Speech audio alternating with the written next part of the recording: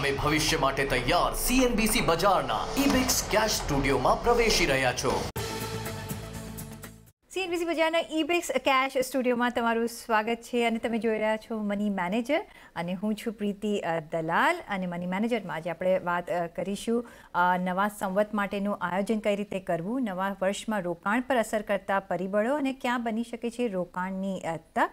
તો સંવત 2078ના નવા વર્ષમાં આપણે સૌ પ્રવેશી ચૂક્યા છીએ, તો આ વર્ષમાં આપના રોકાણથી આપ સમૃદ્ધ બનો એ જ મની મેનેજરની શુભકામના છે અને તમારા રોકાણ પર કયા કયા પરિબળોની આ વર્ષ દરમિયાન અસર પડી શકે છે એ અંગે આજે આપણે વાતચીત કરીશું અને આ ચર્ચામાં આપણી સાથે જોડાયા છે વિઝડમ એજ ઇન્વેસ્ટમેન્ટના ફાઉન્ડર અને એમફીના register mutual fund distributor Bhavesh Tamaniya. ભાવેશભાઈ, ઘણું સ્વાગત છે અને નવા વર્ષની તમને ઘણી શુભકામનાઓ અને નવું વર્ષ એક બિગ બેંગથી ઓફકોર્સ શરૂઆત થઈ ગઈ છે, ઘણી બધી આશાઓ છે નવા વર્ષ માટે, પણ તમે ફર્સ્ટ સવાલ મારો એ જ રહેશે કે કઈ રીતે તમે નવા વર્ષને જોઈ રહ્યા છો, ઇકોનોમી અને માર્કેટ 2078ના સંવતમાં કેવું રહી શકે છે?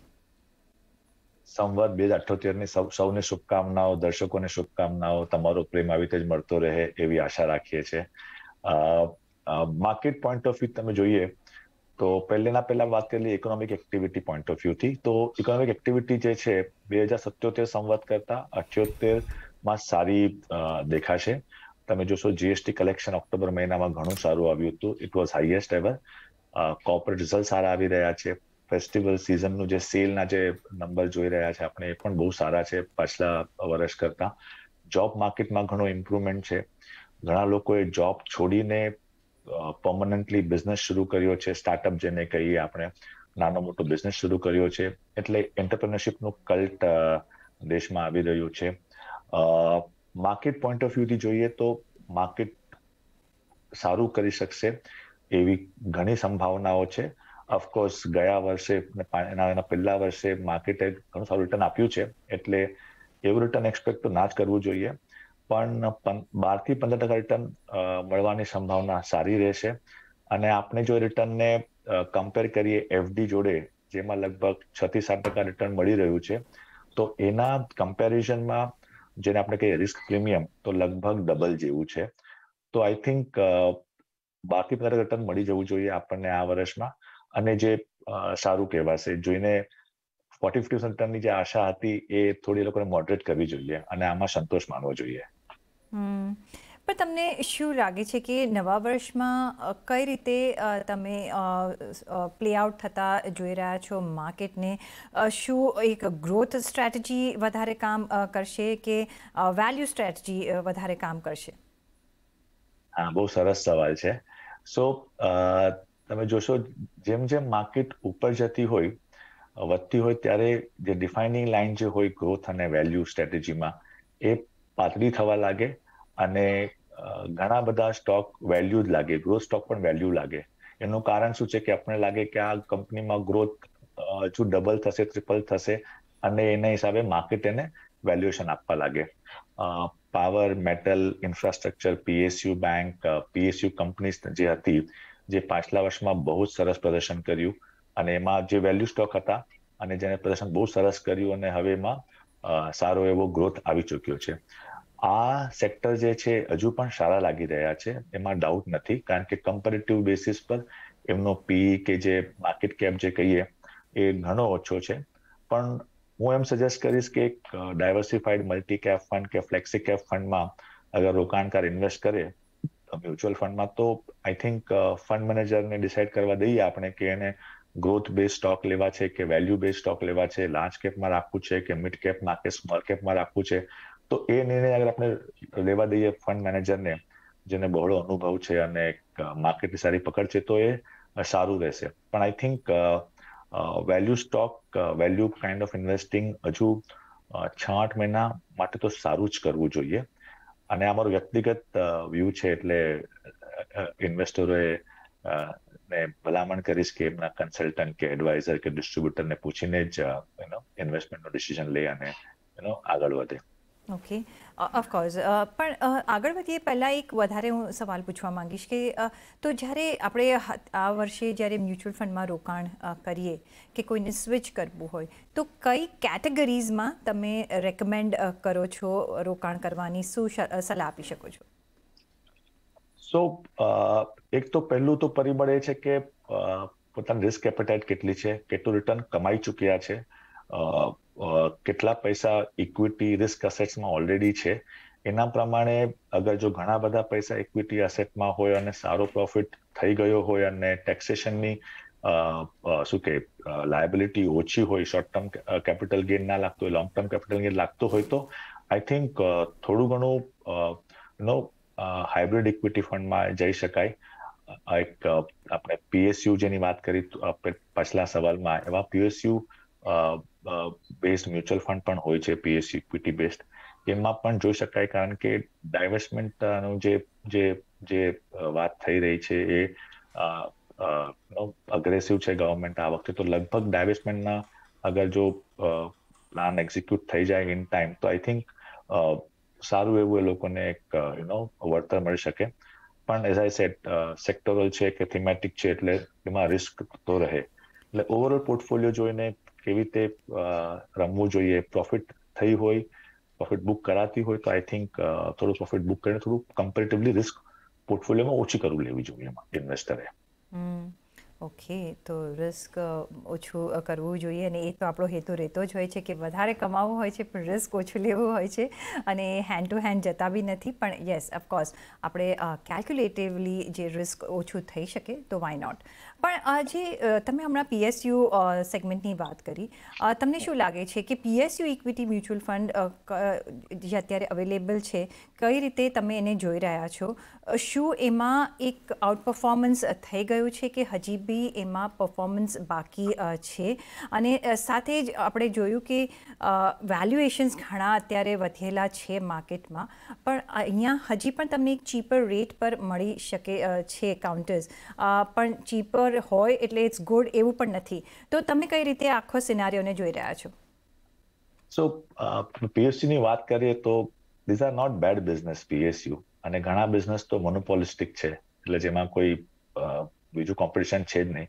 ખાલી પ્રોબ્લેમ એ જ રહી છે પીએસયુ એન્ટરપ્રાઇઝમાં કે મેનેજમેન્ટ અને લોકોનું જે વ્યૂ જે હોય છે ગ્રોથ ઓરિએન્ટેશનનું એ હોતું નથી, એટલે લોકોને ઇન્વેસ્ટરોને એ પીએસયુ સ્ટોક વધારે ગમતા નથી. અને જેમ તમે કહ્યું કે વેલ્યુ એમાં દેખાઈ રહી છે, પી ઓછા છે, માર્કેટ કેપ ઓછું છે, પણ એ એવું છે કે અગર જો ડાયવેસ્ટમેન્ટનો પ્લાન થયો, કેટલા ટકા ડાયવેસ્ટમેન્ટ થઈ રહ્યું છે, એ પ્રમાણે બધા પરિબળોને મિક્સ કરીને તમે અગર એક ગુડ ડિસિઝન તમે લઈ શકો તો ઓફકોર્સ પીએસયુમાં પીએસયુ ઇક્વિટી બેઝ મ્યુચ્યુઅલ ફંડમાં કે પીએસયુ ઇક્વિટી સ્ટોકમાં ઇન્વેસ્ટ કરવું એમ risk reward ratio point of વ્યૂથી સારું હોઈ શકે. પણ એમાં એવું જ છે કે it is basically bureaucracy government ડિપાર્ટમેન્ટમાં એના સાથે તાલ જોડાયેલા છે એનો પરફોર્મન્સના. એટલે કેટલું ફાસ્ટ મૂવ થાય ડાયવેસ્ટમેન્ટ એ કંપનીઝનું અને how efficiently the management change can happen or not, એ પરિબળોથી આખું એક પરિબળો મિશ્રણ થઈને જ પીએસયુ સ્ટોક્સ કે પીએસયુ કંપનીઝ જે છે એ સારું પરફોર્મન્સ કરી શકે. પણ રિસ્ક રિવોર્ડ પોઈન્ટ ઓફ વ્યૂથી અને વેલ્યુએશન પોઈન્ટ ઓફ વ્યૂથી દે આર સ્ટીલ ચીપ. એટલે થોડું કોન્ટ્રેરિયન બાઇટ જેવું તમે કહી શકો. જી જરૂર. અને આ વખતે ફોર અ ચેન્જ ગવર્મેન્ટ ડાયવેસ્ટમેન્ટમાં થોડું વધારે આગળ વધી છે. જે એવરી યર આપણે બજેટ ટુ બજેટ જોતા હતા તો બહુ એમાં ચેન્જીસ દેખાતા નહોતા, પણ આ વખતના બજેટમાં આપણે જોઈ શકીશું કે એક જે ડાયવેસ્ટમેન્ટનો એમનો પ્લાન છે એમાં એ ઘણા આગળ વધ્યા છે. પણ આપણે જ એક બ્રેક અત્યારે લેવાનો સમય પણ થઈ ગયો છે, તો આગળ વધીએ પહેલાં એક બ્રેક લઈ લઈએ અને પાછા ફરીશું. જોડાયેલા રહેજો અમારી સાથે.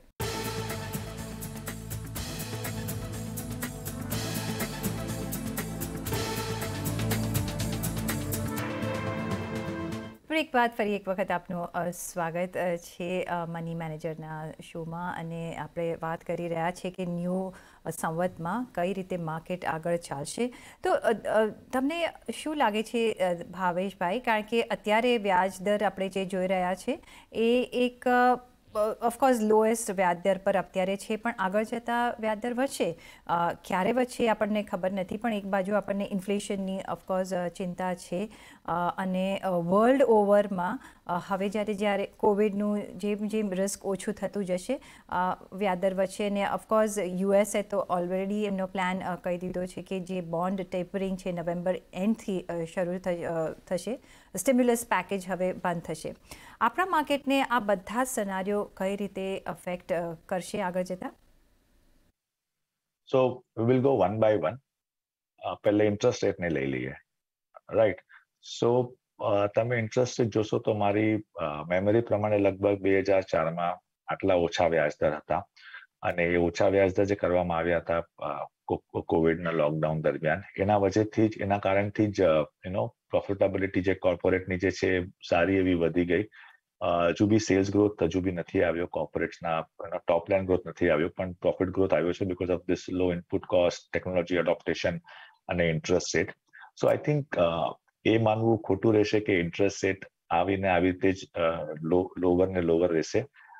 ઇન્ટરેસ્ટ રેટ તો વધવા જ પડશે, પણ આઈ થિંક હજુ થોડા ક્વાર્ટર્સ માટે RBI will not hike the interest rate. એટલે એ વસ્તુનો તો આપણને કમ્ફર્ટ છે. અને બીજી વસ્તુ કરીએ તો આપણે જોઈએ કે ગ્રોથ જે છે એ હજુ પણ પ્રી પેન્ડેમિક લેવલ પર નથી પહોંચ્યો. એટલે જે આપણો ગ્રોથ જોયો તો FY19-20માં એટલો ગ્રોથ હજુ પહોંચ્યો નથી. એટલે આઈ થિંક ઇન્ટરેસ્ટ રેટ વધારીને હરીમાં આઈ થિંક એવા પગલા લગભગ આરબીઆઈ એ નહીં લેવા જોઈએ. કારણ કે જ્યારે આરબીઆઈને લાગશે કે ડ્યુરેબલ ગ્રોથ છે, સસ્ટેનેબલ ગ્રોથ છે, ત્યારે જ એ લોકો ઇન્ટરેસ્ટ રેટ વધારવાનું પગલું લેશે. એટલે હા, પણ ફ્યુચરમાં એક વખત રેટ રાઇઝ આવશે તો ખરો જ, એની પણ આપણે તૈયારી અત્યારથી જ કરવી જોઈએ. પણ તમને શું લાગે છે, ઇન્ફ્લેશનની એક જે ચિંતા સતાવી રહી છે, આપણે જોઈ રહ્યા છે ઇન્ફ્લેશન હાઇક આગળ જે રીતે વધી રહ્યો છે, એક ઓફકોર્સ ગવર્મેન્ટને ચિંતા એની છે. શું એ ઇન્ફ્લેશન ગ્રોથ અને સ્ટોક માર્કેટ પર કઈ રીતે અસર કરી શકે છે? ઓકે, સો ઇન્ફ્લેશન જે છે એના બે પ્રકાર આપણે કહી શકીએ લાર્જલી. એક છે ડિમાન્ડ સાઇડ અને એક છે સપ્લાય સાઇડ. એટલે કે લોકોનું કન્ઝમ્પશન વધે ને ડિમાન્ડ સાઇડ કહેવાય, અને માલની સપ્લાય ઓછી છે કે ઘટી ગઈ છે એને સપ્લાય સાઇડ ઇન્ફ્લેશન કહેવાય. આપણે અત્યારે જે જોઈ રહ્યા છે, demand has revived, but like I said it is not as much as pre pandemic level. એટલે આ જે ઇન્ફ્લેશન જે છે સપ્લાય સાઇડ ઇન્ફ્લેશન છે. તમને ખ્યાલ હશે તો છેલ્લા બે વર્ષમાં જે સપ્લાય ચેન ડિસ્રપ્શન થઈ ગયું હતું, એક કન્ટ્રી આજે લોકડાઉનમાં છે, કાલે બીજી કન્ટ્રી લોકડાઉનમાં છે, શિપમેન્ટો ડિલે થઈ રહ્યા હતા, હેલ્ડ અપ થઈ ગયા હતા. તો એના લીધે આ સપ્લાય સાઇડ ઇન્ફ્લેશન છે, જે ને આપણે શું કે કોવિડ કેસીસ કમ થાય અને ગ્લોબલી અનલોકિંગ થાય તો સપ્લાય સાઇડ ઇન્ફ્લેશન ઘટવા લાગશે. એનો મતલબ શું છે કે માલની અવર જવર વ્યવસ્થિત રીતે સુખરૂપ પ્રી પેન્ડેમિક લેવલ જેવી થઈ જશે. તો એ સપ્લાય સાઇડ ઇન્ફ્લેશન જે છે એ રિઝોલ્વ થઈ જવું જોઈએ, ને એ શું કે બહુ જ પોસિબલ છે.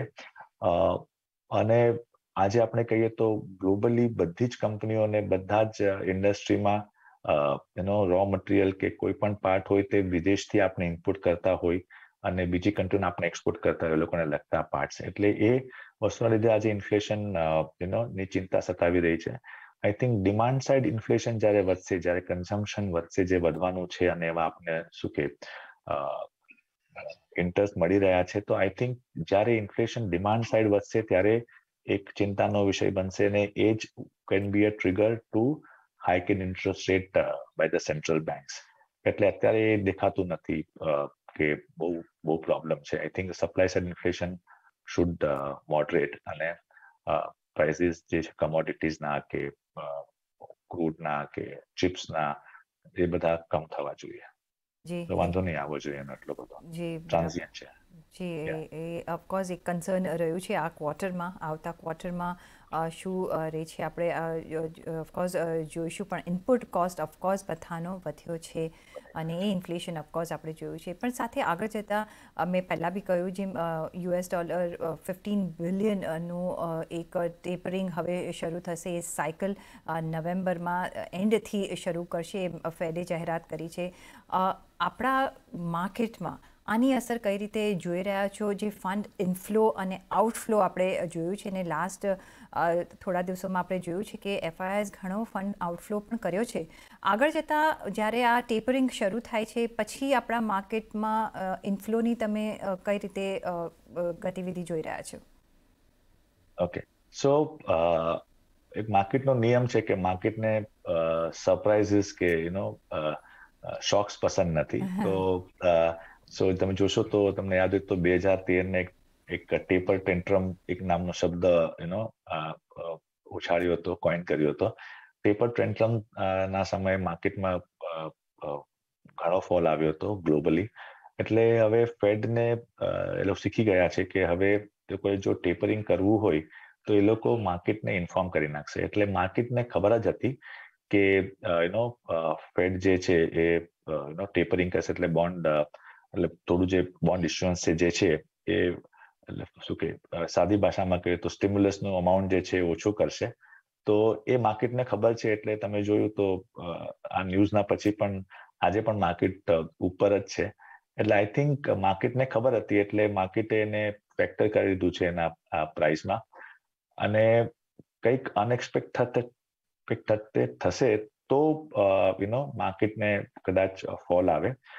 અને રહી વાત એફઆઈઆઈઝ ની આઉટફ્લોની, તો એફઆઈઆઈઝ નો આઉટફ્લો રહ્યો છે, પણ એ લોકો બી એકચ્યુઅલી ઇન્વેસ્ટ કરી રહ્યા છે આઈપીઓમાં ને એ વગેરે રીતે. અને તમે જોશો તો એપ્રિલ 2020 જ્યારે પણ એફઆઈઆઈ વેચે છે ત્યારે ડીઆઈઆઈ કે રિટેલ ઇન્વેસ્ટરો બે હાથે ખોબો ભરીને ઇન્વેસ્ટ કરે છે. તો એટલે આઈ થિંક ડોમેસ્ટિક ફ્લો અને એસઆઈપી ફ્લો જે લગભગ 10,000 કરોડની પ્લસ છે પર મંથ, એ બહુ રોબસ્ટ છે.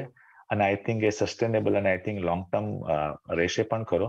તો આઈ થિંક એફઆઈઆઈ આઉટફ્લો થાય તો પણ I think market will not correct so much. એટલે આપણે કહી શકીએ કે આપણે હવે એફઆઈઆઈના ફ્લોસ પર કે એફઆઈઆઈના રેમો કરમ પર નથી આપણી માર્કેટ. આપણે એમાં પણ આત્મનિર્ભર જેવા થઈ ગયા છે કે ડીઆઈઆઈ અને ડોમેસ્ટિક ઇન્વેસ્ટર જે છે એ ઇન્વેસ્ટ કરી રહ્યા છે.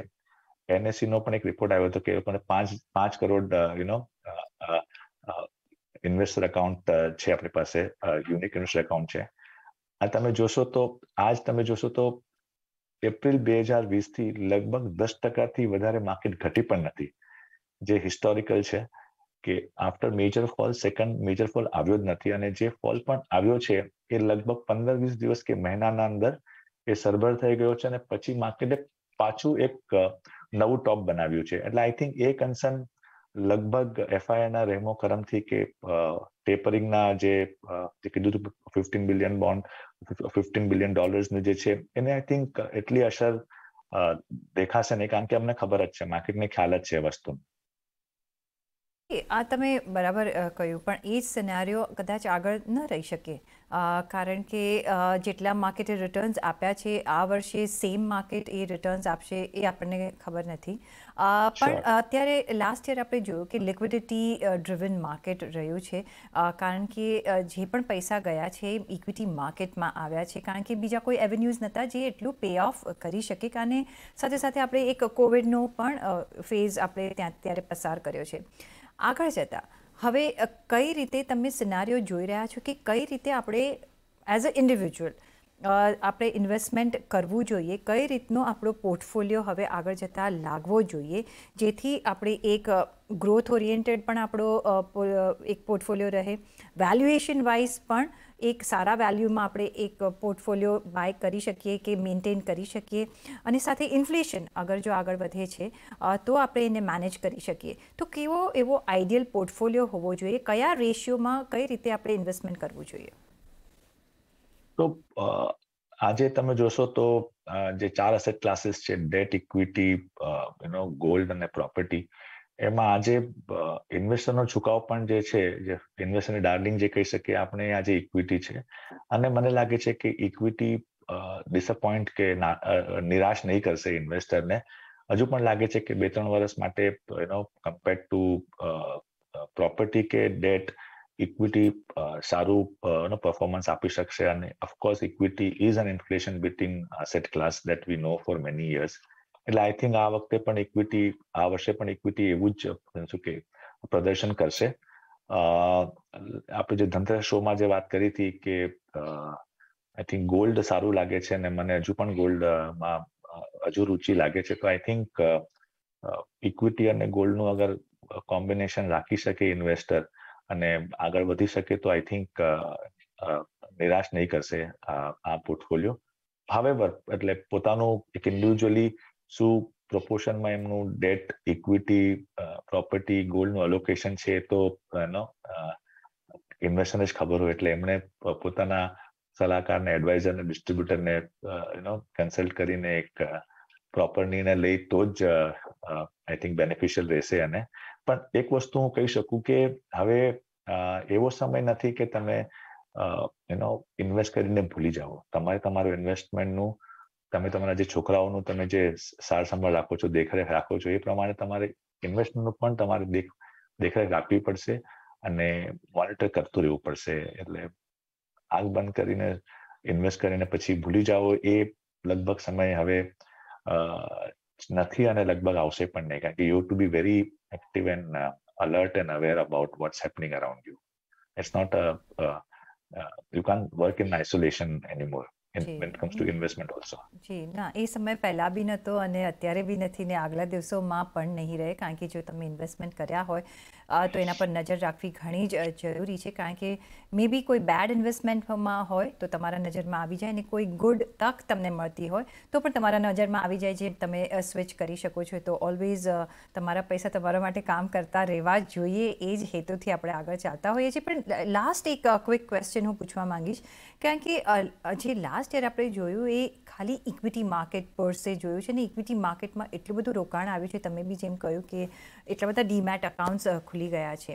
ડેટ માર્કેટમાં ઇન્વેસ્ટમેન્ટની અત્યારે શું સિચ્યુએશન છે, અને આગળ જતાં હવે શું ડેટ માર્કેટમાં પણ આપણે એક ઇન્વેસ્ટમેન્ટમાં વધારો કરવો જોઈએ, કે અત્યારે જે રેશિયોમાં જે ચાલી રહ્યા હોય એ જ ચાલવો જોઈએ, કે કયા રેશિયોમાં ઇન્વેસ્ટમેન્ટ કરવું જોઈએ?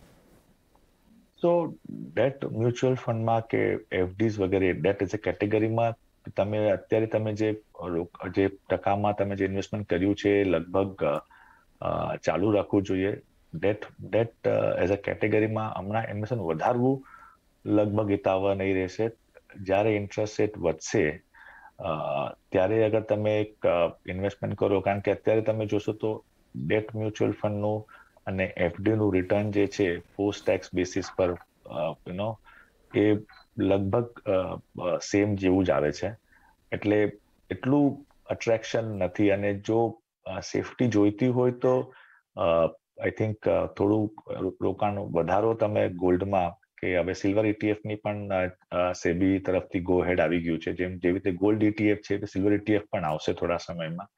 તો આઈ થિંક થોડું રોકાણ વધારો અગર ઇન્વેસ્ટર વધારે ગોલ્ડમાં કે સિલ્વરમાં, તો આઈ થિંક ડિસઅપોઇન્ટમેન્ટ નહીં રહેશે. અને મારા ખ્યાલથી